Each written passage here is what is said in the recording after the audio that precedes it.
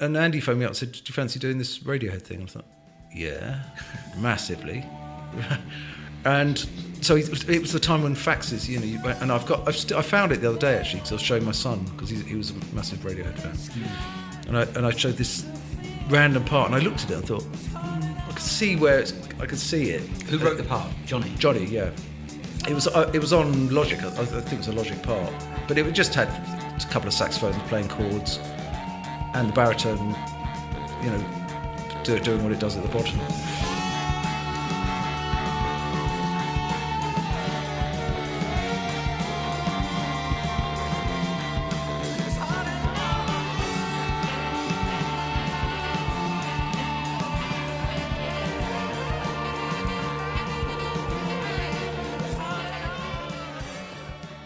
Hi everyone, it's Chris Simpson from the StageLeft podcast. Welcome to our new episode. I'm recording this during lockdown, this intro. We actually recorded the episode with Steve like a day before lockdown, I think it was, and he came round to ours, and it was a really interesting night because we had some nice food, and then we recorded the interview, and actually we got quite drunk because it was kind of that, when lockdown first came and it was like, okay, so the world's going to be a very, very different place going forward. So let's just, roll with it. And so we had a really good time, actually. Hopefully it comes across on the podcast, and there's loads of interesting stories, like the one where he's hanging out with Morgan Freeman and Tim Robbins from The Shawshank Redemption, and like stories of playing with Noel Gallagher, with Madness, Stevie Wonder, loads of good stuff in there. He's a top guy, Steve, and obviously recording with Radiohead, Kid A, amazing. Some really interesting stories around that as well. So yeah, it's been an interesting few weeks. Sorry you haven't heard from us. I actually had coronavirus myself for 2.5 weeks. I had the full kind of spectrum of symptoms, from like crazy muscle aching to like difficulty breathing. Luckily it never, in my case, came to something that was like super serious. But like an interesting story is that with my taste and smell going, it was absolutely fine. And then when I noticed it had gone, within 2 hours of it being fine, I sprayed aftershave on the back of my hand twice and put the back of my hand to my nose, and I couldn't smell anything. It was like zero, like I'd sprayed water. It was so weird. And it hasn't fully come back, and it's a weird lingering thing. But thank you for all your messages, because I did kind of mention it online, and people kind of checking in that I'm okay, and all good. And I hope you're all kind of staying safe and well and connected where you are.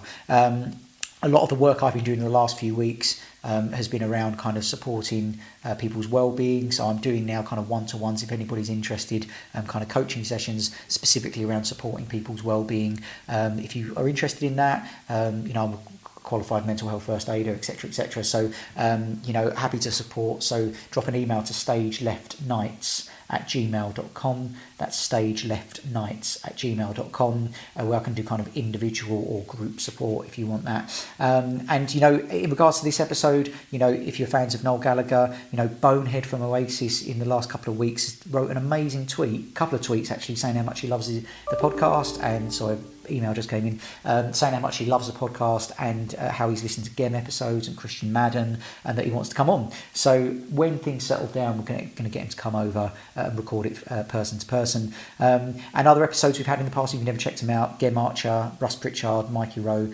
Jess and YC from Noel Gallagher's band. And the topic of YC, spoke to a couple of days ago, unfortunately, Tony Allen, the legendary Afrobeat drummer who she's been working with, and she talked really passionately about when she came over to record the StageLeft podcast a couple of months ago. He passed away a couple of days ago. Now, if you listen back to that episode, you'll hear she did a cover of The Right Stuff by Noel Gallagher, and Tony's playing drums on that. And she'd been working with him on all the material, so it's a really sad day. Like, he's total legend. He invented a new type of drumming, essentially, or a new genre, actually, Afrobeat. So really sad to hear that he's passed, and our wishes go out to YC. Okay, so we hope you enjoy this episode. Hopefully this will take you away from what's going on in the world at the moment, whether you're on a run at the moment listening to this, whether you're at home, whether you're now back to work and you're listening to this on a commute and you're looking around kind of suspiciously at everybody on the train and, checking they're covering their mouths when they're coughing, etc. We're with you. Stay with us, and we hope you enjoy this. This is Steve Hamilton.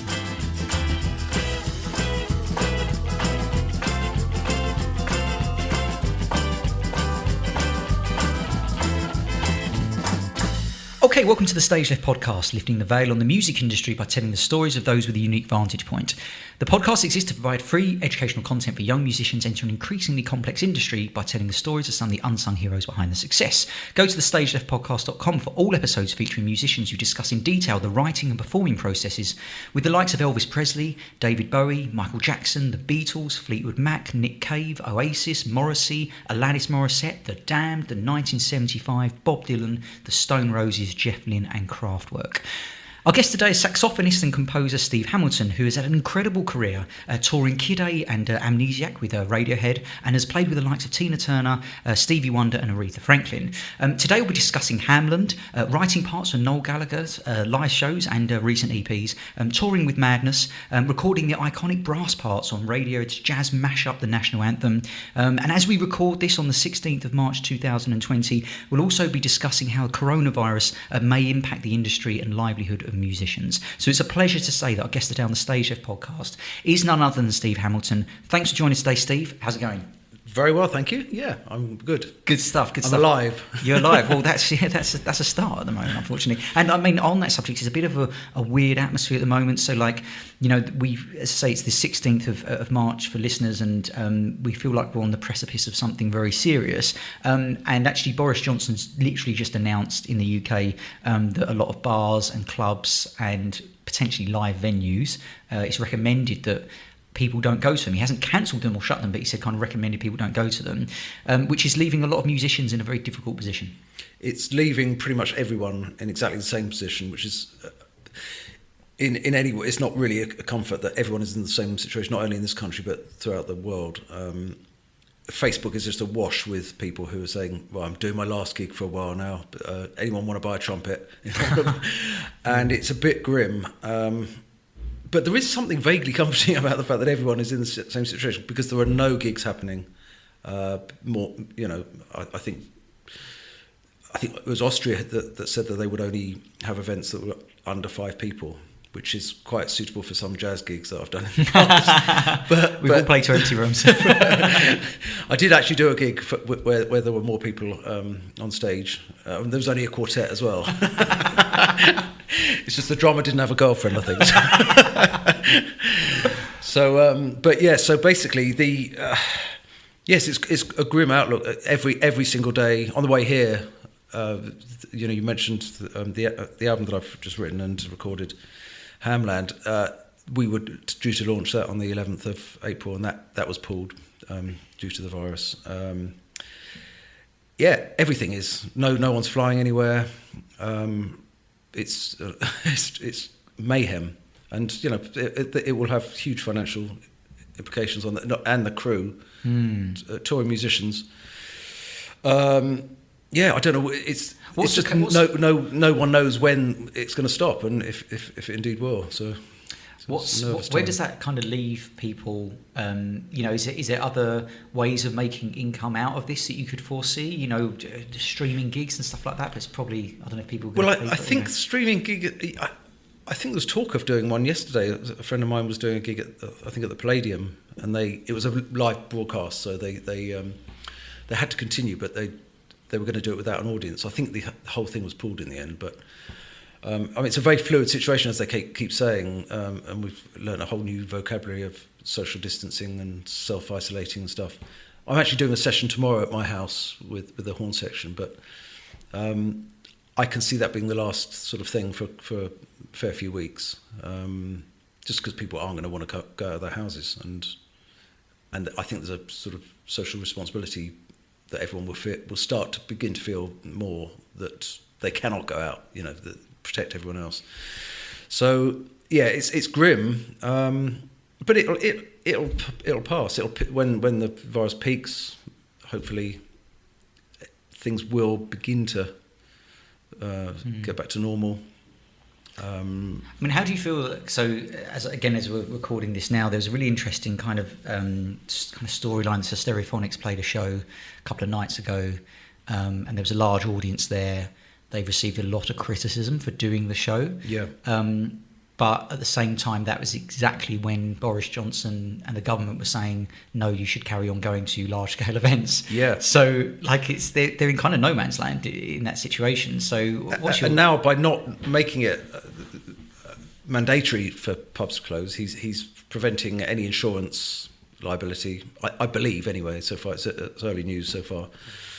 And anyone who does go to the pub or embraces anyone in public will be a social outcast. I don't like his tactics, if I'm honest, but that's obviously not the purpose of what we're here to do today. It's fine, we can slag off Boris. I've got no problem with that. Good. He's a fucking bastard. I didn't appreciate that. Lump of uncooked pastry. Well, it's interesting because, he did say, so the wording of his statement was interesting. He didn't say we're shutting anywhere. No. He said he was recommending people don't go to these places. And you think there's a benefit to insurance companies out that way? Or I think so, yeah. And he's, excuse the pun, but he's washing his hands of the responsibility of you have to close, so thus making it important for everyone else to take the leadership, because he isn't giving any leadership at the moment, I don't think. And it's just not very nice to wake up every morning and think, right, what's going to be cancelled? Because every single day I have things taken out of my diary, and all my friends do as well. So as we record this, you're due to be playing. So Noel Gallagher's band, High Flying Birds, who you play with, are due to be playing at Glastonbury in June, which is the 50th anniversary, and I guess there's a risk around that. I think I read that it's 16 weeks away. I'm not an expert on what this virus, the lifespan of this virus, but I'm getting a feeling that from what I have read that it's going to be around for quite some time. When the government talks in terms of people over 70 will have to self-isolate for a very long time. I don't think they mean a month or two. I think it. I really hope that stays open, because the amount of people who will lose work, and apart from the fact it's an amazing event, and I think it's right not to immediately start cancelling things in June. But I've got a tour in May to America that is looking sketchy. So I think the 20th of May we're supposed to go to the States. It's just fingers crossed all the time, thinking which gig is going to happen, not which gig is going to get cancelled, because everything has just been wiped out. Often great art comes from crises, so maybe over the next few months some great music will be written, and maybe who knows, it's a really, really difficult time. And as we record this, you're due to be rehearsing tomorrow for Noel Gallagher gigs. That's right, yeah. Those kind of gigs, so tell us about those gigs. So I think it's the 2 Teenage Cancer Trust gigs, and so one of those, and playing in Manchester as well. There are 2 at the Apollo in Manchester on supposed to be next week. I can't remember the actual dates, but we were supposed to be rehearsing for the rest of this week over in Wandsworth, and we got a message on, I think it was Saturday, maybe Sunday, saying do not travel, don't go to London, because a lot of the band live up north. And people coming from all over the place. So the management said, put your brakes on. Do not pass go. Do not collect 200. And so that's a great shame, because it would have been part of the fact we haven't seen each other for quite some time. The last gig I did was in Bangkok in I think November last year. And so, with a show like that, is that quite easy for you from your position to slip into? I mean, is there, with the parts you're playing, I mean, is it all written down in front of you so you can? It is. Do you need to rehearse? Could you have done it without rehearsal? There's always no, because we always forget something, and Noel will look around and give us the devil eyes and say, "Where were you?" And that. Yeah, in fact, that happened. The big eyebrow gets the big eyebrow. You don't want that eyebrow in your face. And he'll say, "Where were you? You're supposed to be playing." And that's the new bit of whatever. And so every now and again it happens, but we've got a fail-safe-ish method of we've got iPads on stage, and we've got everything pretty well finessed, I suppose. Whether we actually, and would you and you don't have to share set lists and stuff like that. Obviously, I know it's delicate subjects to some. Do you know what your parts are going to be for the next shows? Or would you turn up and be like, right, okay, we're going to try this out, and we'd like to write a part here and then? Here and now. I mean, sometimes Noel will say, actually, could you, Steve or Al White, who's the trombone player, can you figure out something for this tune? Maybe in the chorus or in the bridge or something, and we'll play something and maybe take away and write something down, or just play something just in front of him. And I think he likes to know what's coming, so it'll be quite defined, I think, by the time you get on the stage and actually perform it. And typically on a tour, if we get the luxury of doing a sound check, we'll run. He loves quite a long sound check. Yeah, I've been to one of his sound checks, like 45-minute set. Yeah, it's great. I call it a poorly attended matinee. but yeah. So why is that? Is that does he need to know that everything is in its right place? Well, what he's doing is using a tour quite smartly to rehearse the new tunes. If he's releasing EPs and wants to integrate something into the set to muscle some of the other older stuff out. I don't know that that's his MO, but but it works because you do that a few days and then let's play. That'll suddenly appear in not just the sound check list, but in the actual gig list. So it's quite likely that it might say actually because basically we're just standing there looking boring, and why not get us to play on something? So that's what can happen. What gigs with Noel have been highlights for you? Well, I've got to say the supporting U2 when we did a month in Europe and then a month in South America. They were pretty special. It was amazing, just the whole vibe, the whole scale of it. I think I'm not certain about this, but it seemed like about 300 crew. Really? And the best catering on earth. Really? Yeah. STC, straight to catering. That's that's the Mikey Rowe thing. Definitely do not pass go. Just go there. It was really good. Yeah, we all seriously need to lose weight after that. How did the experience differ being like the opening band? Was that a bit strange for you, or did it not really matter what time you went on stage? I mean, without sort of putting myself down, the fact is that I'm a saxophone player in a horn section. We're not centre stage, never have been in that band. Very often aren't in any band. So honestly, it doesn't impact on us very much. The crowd was vast still for Noel. And quite a lot of them were there for him.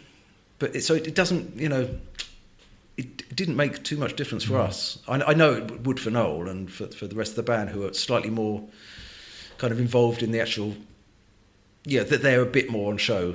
And we come in, because we only play for about, on that tour, we only play for about 5 or 6 tunes a night. In fact, we were in one time in Paris. We were actually back at the hotel before the gig finished, before Noel actually came off stage, because we just played in the first 4 or 5 tunes. Oh, right. And then he was finished off. And it was only about a 10-minute drive, and we got zoomed. Viano waiting. Zoom. Nice. Yeah, early bath. And did you tour with U2, like as in, did you travel with the band, U2 as well, or was it all kept very separate and you just do? Well, they have their own planes and planets, I think, as well. It's very separate. It's very, very separate. A couple of times, you cross paths in the hotel lobbies and stuff. But even then, they'll be in different hotels very often, or just flying home in their jets to south of France. But yeah, a few parties as well, which were good. I bet. Really good fun. No expense spared. I'd imagine one question I actually ask a lot of guests is, and it's interesting from a saxophonist perspective, you talked about sound checks. What is it that you want in your monitors that makes you happy at a Noel gig? What is it that you need that you can go, right, that's my sound check, I'm ready? I think it's not specific to any particular gig. I think you need to be able to hear you and your trumpet player and your trombone player if you're in a horn section. Nice balance between those three. You need to hear some time going on, and as little as you possibly can of everything else, just because it's clutter. And you know, guitars are like our worst enemy because it uses up the same sonic space as a sax. You know, they cut through. And I mean, Gem Marcher is not exactly the quietest, but well, Noel isn't either. No, I was going to say. Phenomenally loud, and there've been occasions where, not necessarily in that band, but others, that we've had perspex screens and stuff put up, which, to be honest, does absolutely nothing. You could, if you put maybe about 5 mattresses between, because I'm typically right behind the guitar stack, on a riser, but the damage is there, coming right into my face. Yeah. But we all tend to use in-ears, so that. A bit of a safety measure, but in answer to your question, tailored. The in-ears can be tailored to you, right? So you just have whatever you want, you ask for, and hopefully, touch wood, the sound man will give it to you. But you just want to be able to hear yourself for tuning, because those outside gigs, it could be range between about 15 degrees difference from night to night, and a big hunk of metal around your neck. The tuning really goes if you can't hear yourself well, so you have to sort of constantly adjust. So last time I saw you, you're quite drunk when you told me this story, so you might not be able to put this in, but I just heard a live version of Wandering Star that day. Oh yeah. And like the brass on it sounded great, and you went, oh yeah, I think I wrote the part in the studio around that. Yeah, Do you remember that? I can't. But it's not on the record anymore, is it? Like, so the Wandering Star. It's not. No. Well, there's an example of where Noel will say. So how did that get? So you were in the studio with him? Well, already? we were in. Was it Rack Studios? No, it wasn't a recording studio. It was the place. What's it called? SW19, and I think it was there. Yeah, I'm pretty certain it was. And I can't remember what we were rehearsing for, but. He had some backing singers in who were doing this little motif kind of thing at the beginning, and he said, "Guys," it actually was quite embarrassing because he said, "Steve, can you horn guys do that as well?" And I had taken my ears out, and I was probably playing on my phone or looking out the window, staring at something, and everyone in the whole room could see that Noel was talking to me, but I had no knowledge. And eventually, I think Chris might have thrown a stick at me or something. Wake up, get in the room, But he said, "Could you knock something together for that?" So I did, and then you said, "Can I do it overnight?" Is that right? Yeah, I think. Maybe I was hungover or something. You're like, "Can I write it and I'm going to bring it in tomorrow?" Yeah, I think I did. Yeah. You got a great memory. Yeah. And I think he was a bit. He thought, "Why don't you do it now?" I thought, that's what it is. Yes. Yeah. There's some choice language. Yeah. So anyway, we did that. It's all coming back now. Got away with it. But I think we did that. I think we played it a couple of times. We did it on Jules Holland. But yeah, it sounded great on Jules Holland. That was good. I quite like. It's quite a meaty. Yeah. It's quite an anthemic little bit, And did you play on any of the other EPs? No, there's just that track. No, I think we were going to, but something happened, and I think Noel went away or something. But no, we didn't end up playing on any of them. So I'd also like to talk to you about the national anthem. Yeah. What a fucking tune that is! Like, that's a song close to my heart. Like, it's big, seriously, isn't it? It is very big. I'd like you to talk because you actually went and recorded that in the studios. They were in like a barn. Yeah, near in Oxfordshire. What begins with an A? I can't remember. Abingdon. There, yeah. So tell us about that, and because it's a very interesting part, isn't it? It's crazy that the brass on that is just all over the place, but it's amazing. It's random, sort of organised chaos, and then disorganised again, and then made more chaotic. Johnny Greenwood sent.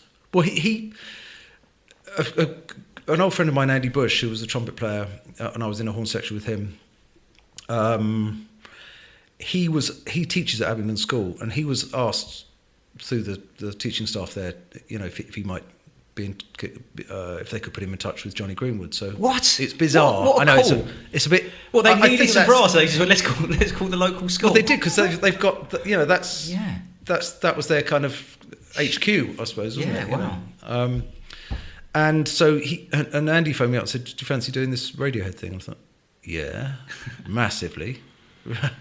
And so it was the time when faxes, and I found it the other day actually because I was showing my son because he was a massive Radiohead fan, and I showed this random part and I looked at it and thought, I could see I could see it. Who wrote the part? Johnny. Johnny, yeah.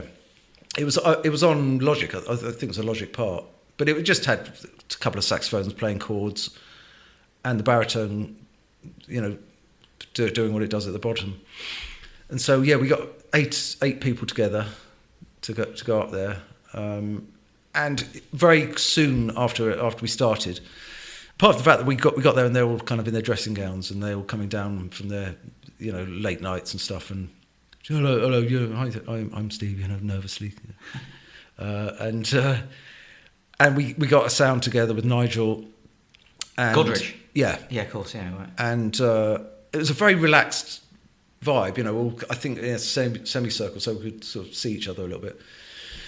And I've heard since that he wanted that Thom Yorke wanted it to sound like a traffic jam, but I didn't know that at the time. But that it's right. one of the, I don't know if it's a spin on that somebody's put on or whatever, but it kind of does.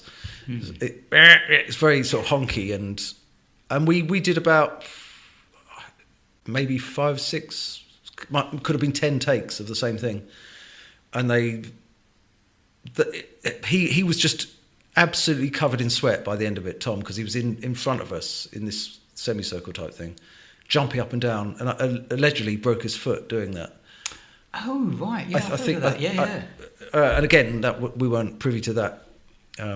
So he was jumping up and down. He was jumping to up and create down. energy. So yeah, exactly. So he was kind of conducting, and it worked because you could feel like everyone's having some sort of fit.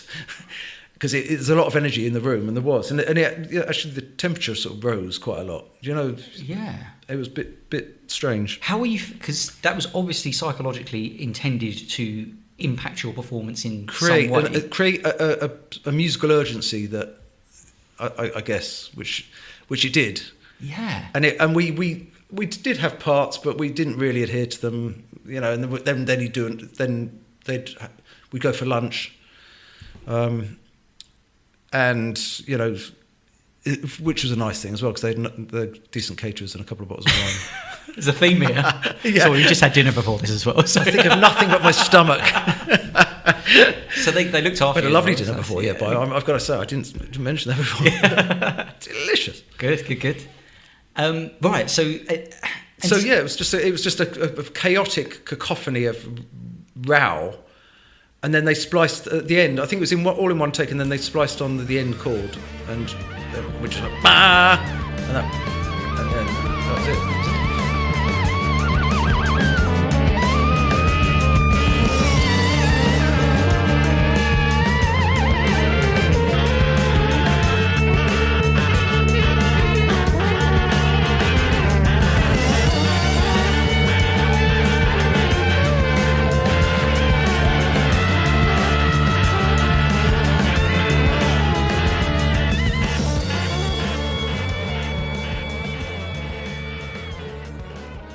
So when you then went and toured with them and played that live, because it was a bit messy, was it hard to work out exactly what everyone had played or work out the parts, or was it just a case of... Well, they didn't care. They didn't really care whether it sounded exactly like... It was all for an effect. Right. I'm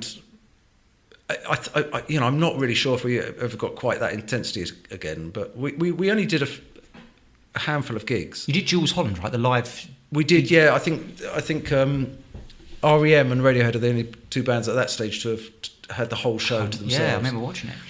And so what did you play on that Just National Anthem? That's all we ever played, yeah. So you went on tour just playing one song? Well, I mean, we didn't really go on tour. We went to Paris to do Canal Plus. We went we did something at Air Studios, a live album of it. But I'm pretty certain we only played that tune because we weren't on any of the other tracks.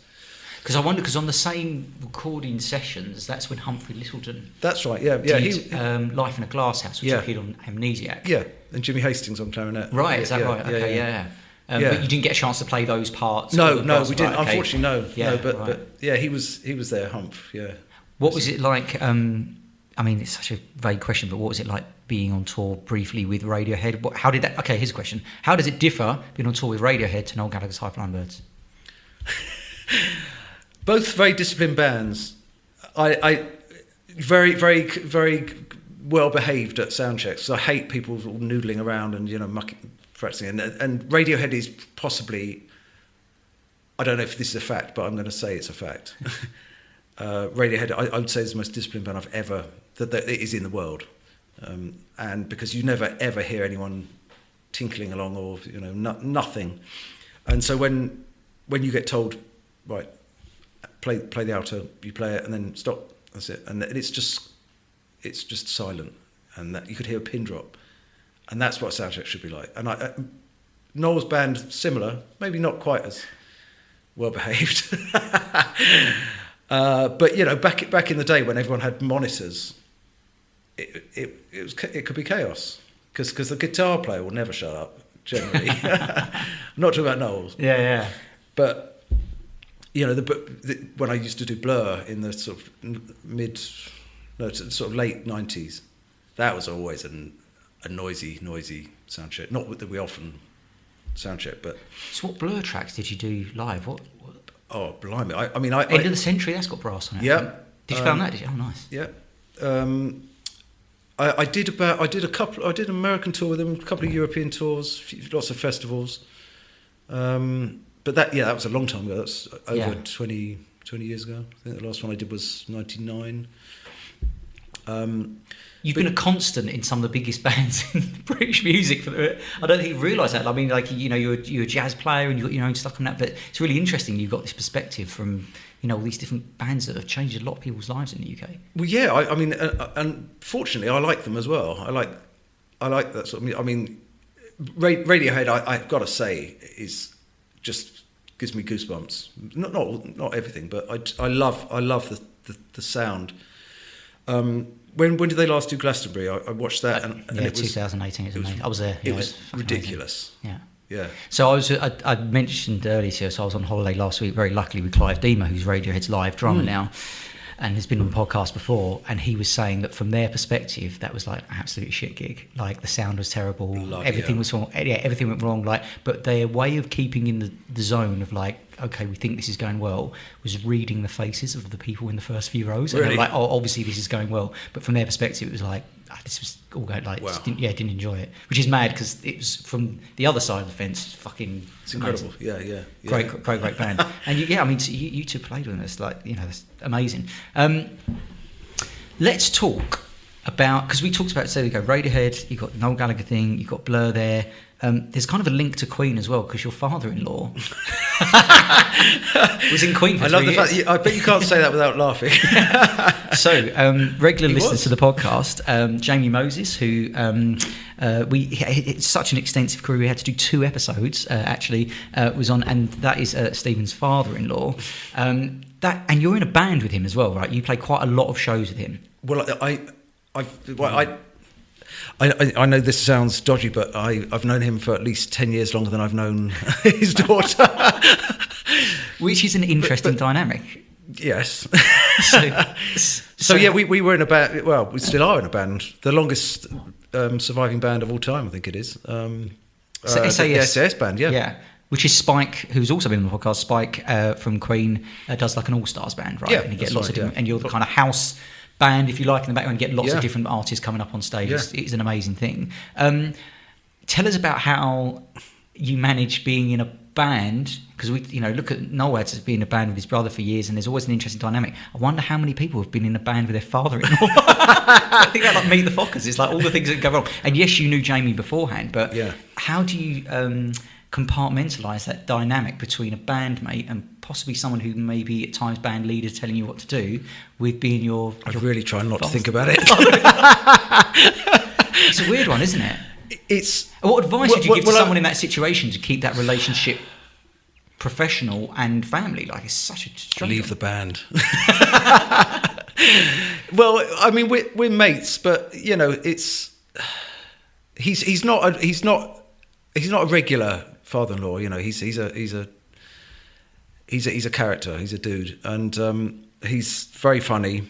and we just have a laugh, you know. I mean, there isn't a father-in-law, son-in-law vibe. I hope not in my eyes, anyway.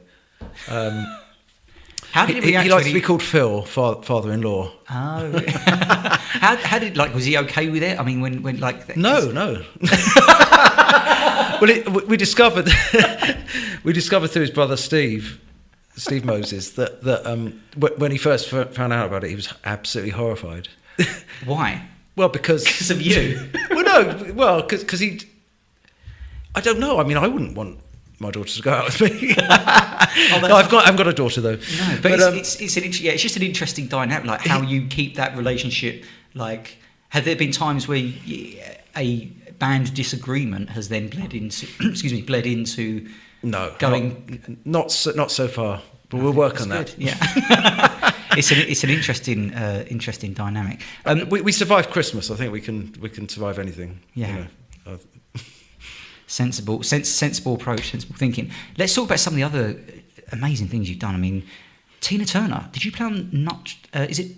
I played on a couple of her records. I've never met her. I've got to say this, so I can't. No, that's tell fine. The story. But there was a remake of Nutbush City Limits. I think back really early, maybe 1990 or 91. It was a remake, but not speeding up, because I think the original sped up about 30 beats per minute. Really? I didn't know that. Right. Yeah, if you listen to it, it really starts slow and it hammers on. So did that, and a bit of I think there's a club mix of that as well. And then so what was the remit for that? That was just someone sending it across, and you did it remotely, or no? It was at Psalm Studios, I think. That's a long time ago. So I think it was down at Psalm, and I think just three horns, pretty much shadowing what was done before. So there was nothing sort of major breakthrough there. And then we did another track on called Confidential. I think Neil Tennant from the Pet Shop Boys wrote that. Or wrote the song, or wrote the part? Wrote the song. Oh, nice. Right. And that was a 4-piece, I think. I think I was playing baritone. I borrowed a baritone sax, because I didn't have one at the time for that. And I remember it kind of slightly falling apart in the middle of the session. But that's quite a nice tune. It's quite a nice arrangement of Neil Tennant. We also did the Pet Shop Boys album. I think. It's called Yes. Yeah, that was about 8 or 9 years ago. I bumped into Neil Tennant, who I didn't really meet at the session, and I said, "Oh, by the way, I'm Steve, and this is Joe and Mike. You know, we played on your album, yes." And he just said, "Yeah," and that was it. You could edit that out. Oh, that's a shame. Wow. Okay, that's interesting. Yeah, there was no small talk to be had. There's no small talk to be had. Do you know one track that when I messaged you the other day, I don't know if you get the significance of, you played on a track that's quite an interesting track called "Since I Told You It Was Over." No, hang on. Hang on. Since I told you. That sounds about right. I'm going to edit this bit out. Since I told you it's over. Yeah. So another track that's really interesting that you played on is called "Since I Told You It's Over," and the reason it's a stereophonic song of, I think, their 4th album. But I don't know if you realise that's quite a heavy deal, because it's the last track that Stuart Cable, the drummer, played on. Are you aware of that? Well, I remember him being there. We did that at Abbey Road, and I remember the smell of weed. Right. I mean, I'm used to it. I'm a musician, but it was incredible. Yeah, but I didn't know that, though. I really didn't know that. So, that was the last track he played on, and it's like such a sad story what happened to him. So so for listeners who don't know, he's a drummer band called Stereophonics. Their first few albums are absolutely great. They're a great band. Like school friends. Did these, big tours, big albums, and unfortunately he was sacked by the band.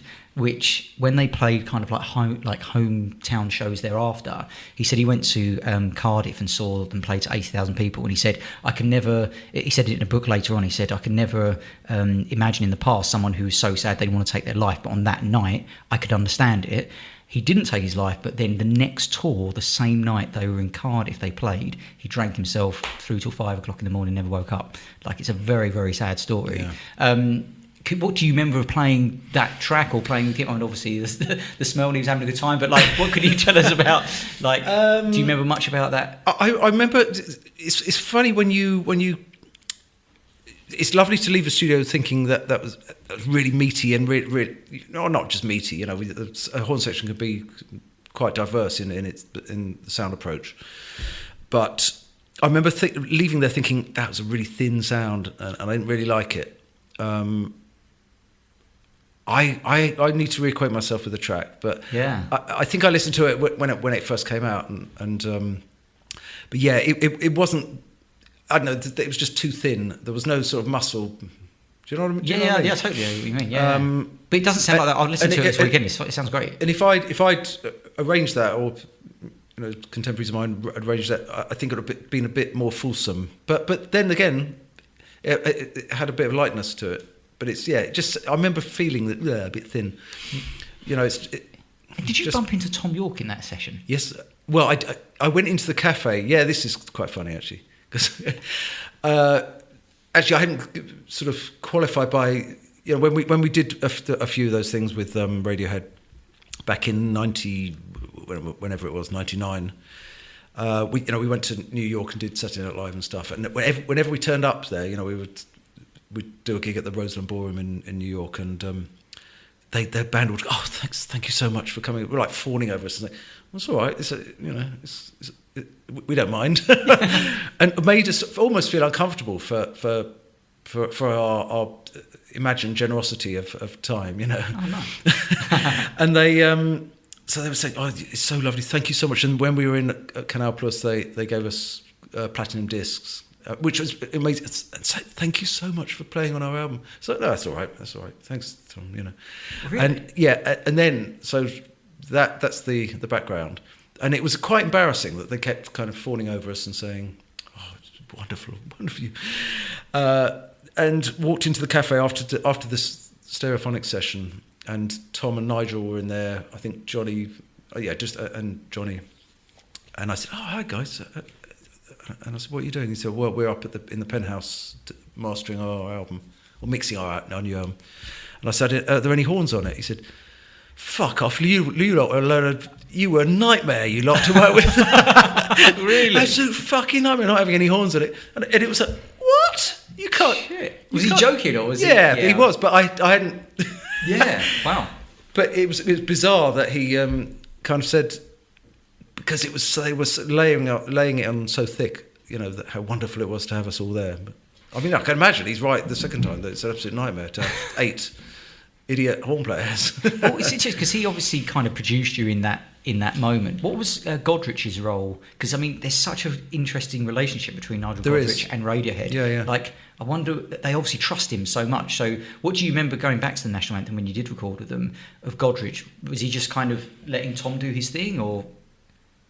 It's difficult to know to really give a comprehensive answer to that. Having sort of, I mean, we spent a whole day with him with the band. For one track, I mean, it was it was quite an odd thing to most bands want you to get out, but they really wanted to explore the sound and the level of chaos that they could get out of 8 players, which is quite a lot, by the way. Yeah. And so I think they wanted to, they got their money's worth for the day, but it's difficult for me to say just in one experience.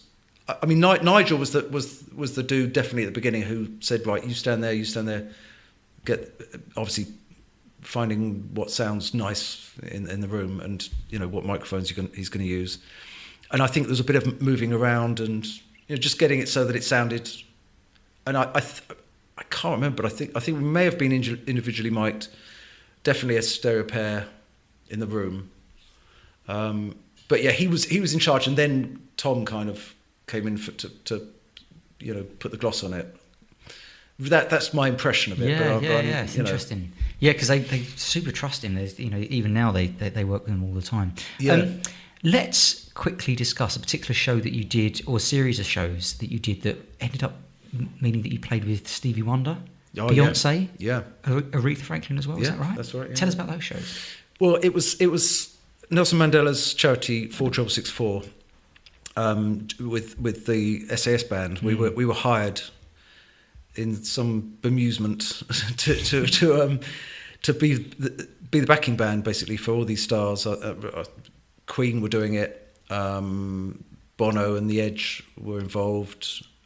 Beyonce and it was 4 gigs that we did. One Cape Town, one Johannesburg, one in New York, and one in Hyde Park. And it was basically everyone who's ever sung a song. Amy Winehouse came along. Really? She did the Hyde Park one. Beyonce and Bono did a tune that we put some horns on. Were there rehearsals? There were. Yeah, we were there for about, I think, 2 or 3 weeks before the gig. With the artist did rehearsal. Yeah, as yeah. well? So it was a staggered rehearsal. So people would come in and rehearse. I don't think Beyonce came into the studio. I think we just rehearsed with her on stage the night before. But that was the Cape Town one. And you also played with Stevie Wonder at Radio City Music Hall. Yeah, we did. Kind of by accident a little bit. We were, as I said, we were backing all the visiting artists. Aretha Franklin was there, and she was rumoured to have had her own band, but then it was revealed to us that they hadn't got any horns. So would we really sit in with her? How long before the gig did you find that out?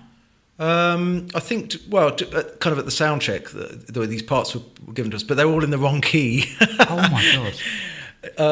Is that a nightmare, or are you like, oh, that's okay, we got this covered? Like, is that a bit of a horror situation? It was obviously. I think you sort of rise to it. If I mean, Aretha for me is that's it doesn't get any better.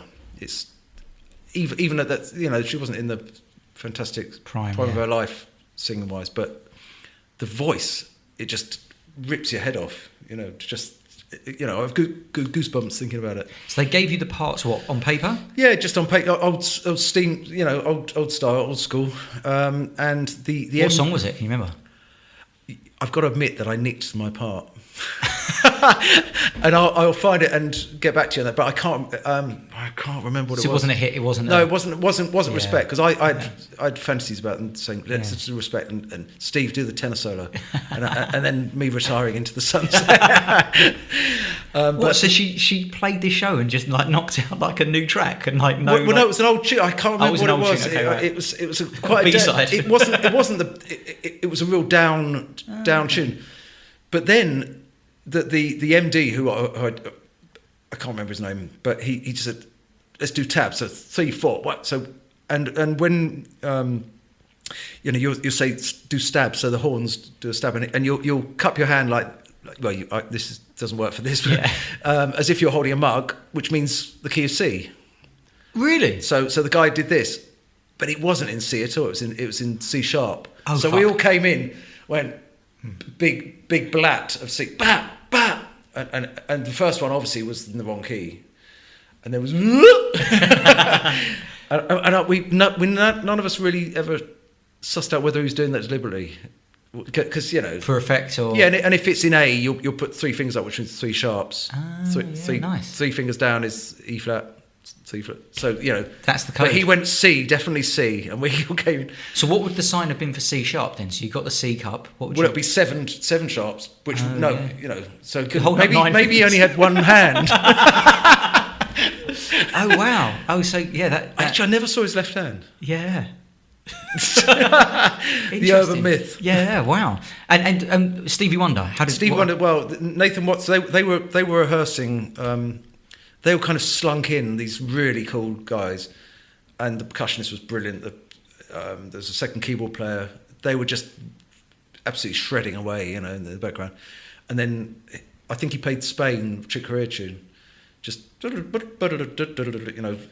over the place. And then it was for Nelson Mandela's 90th or 91st birthday. Was he there? He that was the only one he wasn't at, actually. Right. He did a video link, I think. But so obviously they're going to play Happy Birthday. So we went up to Nathan Watts, his MD, and said, "Do you mind if should we play? Because there's no other horns there." He said, "Yeah, it'd be brilliant, man, brilliant." So we sort of hashed together a part, and did a quick arrangement. Well, tried to make it sound as good as we possibly could in the 10 minutes that we had, and then did that. Whilst he was on the video link, or was it pre-recorded? No. I mean, you know, that was at the sound check. Oh, okay. So then we thought, right, we're going to play with Stevie. You know, so every musician's absolute dream. You know. And anyway, that all ended, and we played with. God, I mean, so many people that night. It was incredible. And then I'm on stage, and this guy, everyone comes down to the front and sort of takes a bow, and this guy from behind says, "Great gig, man, great gig." And I feel this presence of a sort of godly person, and he put his arms around me, and I was being hugged by Morgan Freeman. No, yeah, fucking and way. nobody had a fucking camera. Wow, fucking hell, man. And he introduced me to his mate Tim Robbins. Shut up. You were in the Shawshank Redemption for a moment. I know this is the clang of all fucking clangs. What? But really? I was. And then the same evening They should be living on a beach in Mexico. I think they should have been, yeah. You. So wow. I couldn't speak. I mean, you know, I stutter quite a lot anyway. But I was, you know, and his voice just melts. You know, it's like voice like a sofa. Yeah. So you had Tim Robbins. Yeah. So Susan Andy Sarandon was Dufresne there. and Red from Shawshank Redemption. And Nicolas Sarkozy. Really? I said to him, he was in the wings because his wife was singing something. Yeah, wow. And I said to him, "Bonjour." He said, "No, bonsoir." So I get a French grammar lesson as well from the French president. I'm talking to. Wow. So that's the clang of all clangs. So meeting Morgan Freeman, I think, because you know we meet musicians all the time, and we're various levels, degrees of impressed by them. But you know, someone like that absolutely blew me away. So that was a great night, and then we went and got drunk. I bet you did. Excessively. Happy birthday to you. Happy birthday to you. Happy birthday. Happy birthday to you. Happy birthday to you. Happy birthday. Happy birthday to you. Happy birthday.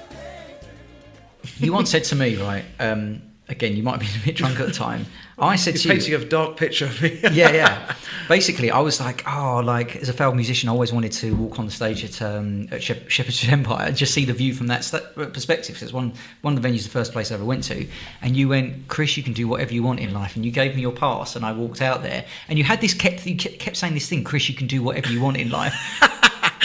Now, you I vaguely remember that. No, I do. Yeah, and I've got a great photo on the stage in an empty Shepherd's Empire. It was great.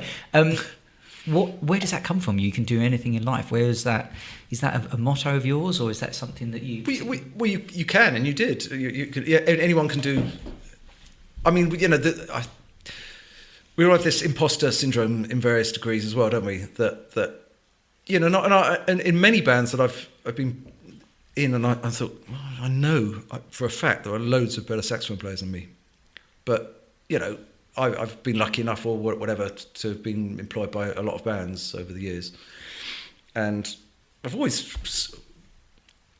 you know, I'm sure many session musicians would think this. You know, what am I doing here? Why isn't someone else doing it? What is it about you then? Do you think what is so? If it's not just around the actual hard skills of your actual, and you are obviously a brilliant saxophone player, but what are the skills that you think that might not be so obvious in regards to your musicianship that's allowed you to be in that position? Well, I think keeping your ears open and knowing what's going on around you, and not just doing what you do. And there are lots of players who do that, just turn up and be, you know, Fred Bloggs, whatever. And not actually be sensitive to what they're playing. And that's, I mean, trumpet players, a lot of trumpet players like that, who just go, "Ah!" You know, and you say, well, don't do that.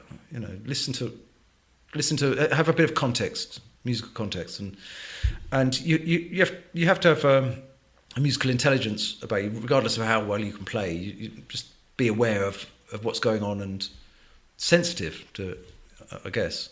But you know, also when I went to music college back before the beginning of time, and I remember my teacher, John Hall, who was a brilliant, amazing saxophone player, but a classical saxophone player. And he said, "Steve, what do you want to do when you get out of here? You know, like when you get out of prison, kind of thing." And I said, I want to be in rock bands. I want to be in pop bands, rock bands. He said, "Well, you're never going to do that."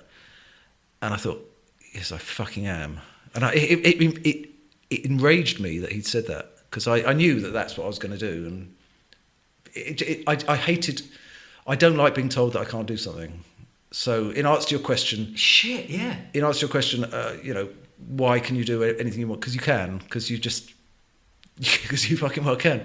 And did you ever find out what he meant by was he saying you can't do that because there's not many saxophone parts, if you like, in pop music or rock music, as you said it at the time, or was it on your technique? Was it you personally? Why do you think he said you can't do it? Well, I don't know. I think he was he setting your expectations. I think he had. He was very inspirational and also the opposite of inspirational at the same time. It's a curious kind of relationship. You know, he would leave me a message in the cubby, you know, the pigeonholes at music college, say meet me in the pub instead of having a lesson, and have 3 pints with him for. I don't know what his issue was really, but he certainly wasn't. He was trying to. He succeeded because he told me something and I rebelled against it and said. So what? That might have been planned. Could have been. I never asked him because I don't think I ever went to any lessons after that. It's interesting because you do hear a lot of stories like that, and you wonder maybe in retrospect it was a bit of wisdom where it was like I've sussed out this character. I'm going to tell him he can't do that. Well, it's a psychology that has worked throughout history, and obviously worked. You know, it may have had an impact on me. I'm not sure, but I remember little bites of information that people give me. You know, like my other teacher, Steve Trier, who. When I was at college, he was like a dad figure to me.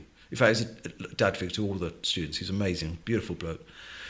And he said, don't practice till you get it right. Practice till you can't get it wrong. And I think about that every day. I don't necessarily adhere to it, but you know, my son Ted plays the saxophone as well. He's a 17-year-old boy now, and I always bang that into his head. That phrase, you know, don't just play it till you get it right. Play it so it's impossible muscle to get memory, it right. And you just can't get it right. Muscle memory, exactly, yeah. But with obviously, you know, your music derives from kind of a jazz background, which is very loose and very, you know, you have to be very adaptable and that kind of thing. So how do you find yourself in jazz setting? I mean, obviously, you're a fucking great jazz player and your whole album is jazz, but like, what's the contrast there in comparison? Well, the thing is, I'm a jazz fan. I'm not a jazz player. Mm-hmm. I absolutely love jazz. I love really, really good jazz. But you know, all my friends, you know, I would never ever class myself as a jazz player. I'm between the cracks of lots of things. I've listened to lots of soul.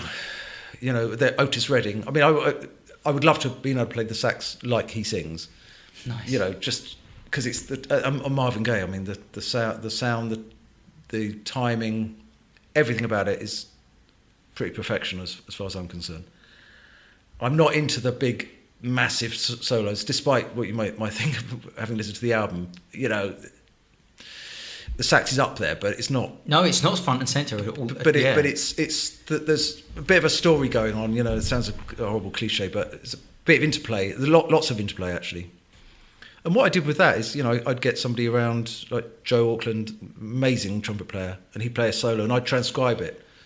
Or the bits that are really melodic and... Using what, Sibelius, or would you do it on hand? Well, I'd just put it into Logic and then just put it in, right, play it in, or and then, you know, then get Trevor Myers in, who's the trombone player on the album, and we play the whole, or part of the solo in unison, in the middle of his solo.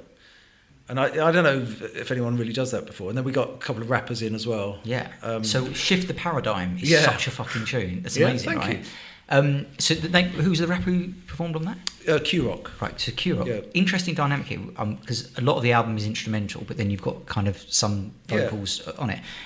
Are they songs that you know what the lyrics are going to be about when you're doing the instrumental parts, or are the lyrics aligned to the music in any way? Like, what's the relationship between them, or are they two separate things? I think they're very, very much separate. I mean, I got a guy called Julian Brown, who's also known as JB Sparks, to rap on a couple of tunes as well. In fact, I'm doing some at the moment, and I think we've got a guy called Blade who's going to join us.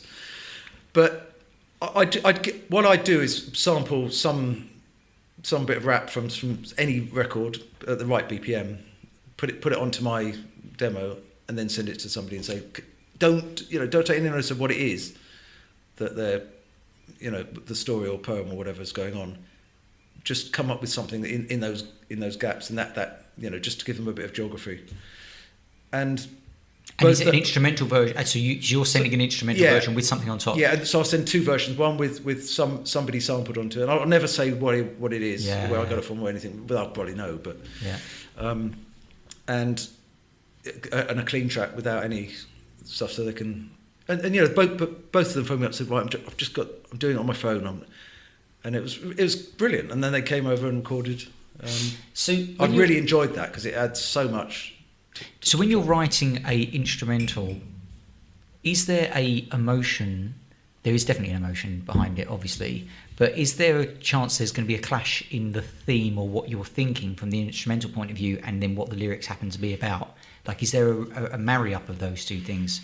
Do you explain, okay, this instrumental is about, this is where I was coming from, and can you write lyrics to that, or is it just you've heard it? What's your interpretation to write lyrics to? Well, I had with Colin Winter, also known as Q-Rock, he came up with all the lyrics on Shift the Paradigm, and I said to him, what do you want to call this? And he said, Belly of the Beast. And because I'm an arrogant arsehole, I just thought, no, I like Shift the Paradigm, because that's another lyric in it. Right. But he was right and I'm wrong, because Belly of the Beast would have been so much better. No, I disagree. Shift the Paradigm's a fucking great title. But I don't know. I just thought, that sounds really good. And then as soon as it was kind of pressed and printed, I thought, no, I was wrong there. But next time. It's one of those things.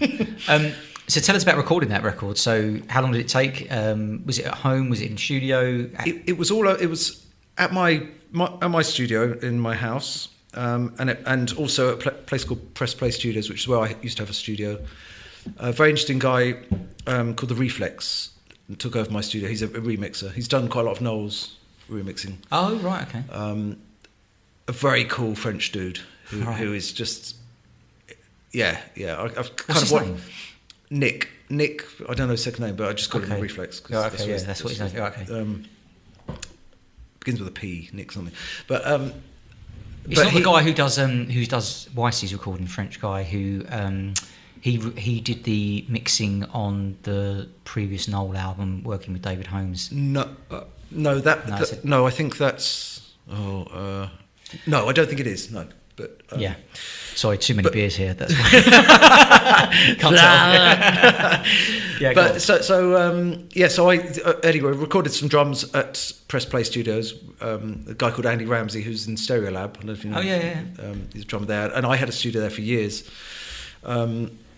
And recorded that, and then there's somebody recorded some guitar in Sweden, and remote recording all over the place really. But all the horns were done at my place. Nice. Yeah. Happy with the outcome?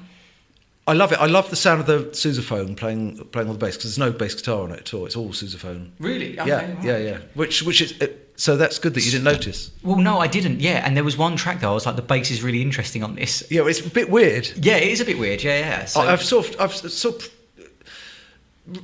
practiced a bit more how to record the sousaphone, because it's a bit of a beast. Tell listeners what the sousaphone is. Sousaphone is a huge instrument that you wrap around your head. And blow into. It's tuba-esque, I suppose, but and you see a lot of people in New Orleans cycling with a sousaphone still wrapped around them, and it's an instrument that's used to play the bass in Dixieland trad jazz bands, but it's got a bit of a lightness of touch, and there's something a little bit. Excuse all the sousaphone players there, but there's something a bit light and jovial about it. I get that. It's not it's not a dirty sort of thing, Yeah. you know. But I just love the sound of it, and it's. But it's interesting you hadn't noticed that it was. No, I noticed the bass was interesting Yeah, sounding. all but the I was- bass is sousaphone. Yeah. Interesting. I was Yeah. literally walking. I Yeah. remember I was walking. I was like, "What's going on with the bass here? It's really interesting." Okay, that's cool. And so, I mean, we were talking about maybe playing live shows around the album launch and stuff. So we don't know exactly where that is at the moment, but we can. We'll keep been- listeners in the. We've loop. been told. Well, there's going to be one. We were going to launch this album in on the 11th of April, but. I know we're doing a gig in October, but where it'll at, be, do you know? it'll be at the same festival, the Nun Fest, Nuns Fest, no Nun Fest. Yeah, in October. Yeah, so in London. 17th of October. We'll But be we'll hopefully have some shows over the summer. But We'll keep time will tell listeners in the loop. if we're all alive and.